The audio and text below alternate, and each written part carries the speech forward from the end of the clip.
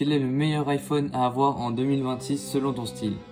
Déjà le premier, pour les personnes âgées ou les jeunes qui n'ont pas trop les moyens, franchement, l'iPhone SE est vraiment parfait. Mais attention, l'iPhone SE de troisième génération, parce que le deuxième, il tient iOS 18. Donc si vous voulez vraiment être à la pointe de la technologie, je vous recommande le troisième pour avoir iOS 26. Ensuite, pour les jeunes qui ont normal, on va dire, je vous recommande de l'iPhone 13 à l'iPhone 15. C'est vraiment incroyable. Et après, si vous voulez mettre plus cher et avoir être sûr que ça tienne un moment, l'iPhone 16 et 17 classiques sont vraiment parfaits. Après, alors là, c'est pour des gens qui sont plutôt professionnels et tout. Là, très clairement, c'est l'iPhone 17 Pro et Pro Max et encore l'iPhone 17 classique, hein, qui est incroyable. Et vraiment, pour les personnes qui en ont besoin, je trouve que c'est incroyable.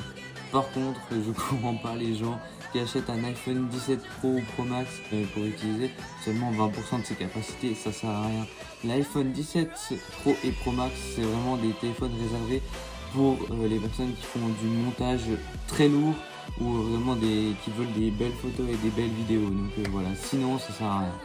Et voilà, et dernier, après c'est pour les parents.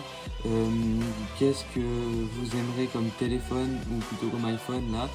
Franchement, c'est à vous de décider, vous prenez ce que vous voulez, mais faites attention que ce soit un téléphone qui tienne iOS 26, ça c'est assez important quand même si vous voulez qu'il tienne encore longtemps. Et essayez de prendre un minimum iPhone 13, je pense.